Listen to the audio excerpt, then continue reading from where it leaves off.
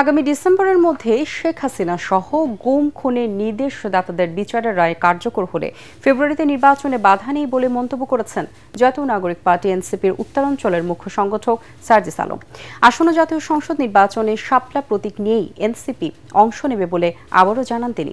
দুপুরে জামালপুরে এনসিপির জেলা সমন্বয়ক সভা শেষে সাংবাদিকদের এসব কথা বলেন সার্জিস। তিনি আরও বলেন, জুলাই সনদের আইনগত ভিত্তি ছাড়া সরকারও নির্বাচনের দিকে যাবে না।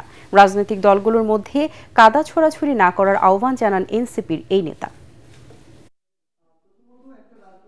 চিফ প্রসিকিউটর তিনি নিজে বলেছিলেন যে শেখ হাসিনা সহ যারা এই খুনগুলোর নির্দেশদাতা এবং সরাসরি সংশ্লিষ্ট এরকম গুরুত্বপূর্ণ যত অপরাধী আছে তাদের বিচারের রায় আগামী ডিসেম্বরের মধ্যে কার্যকর হবে এবং প্রকাশিত হবে।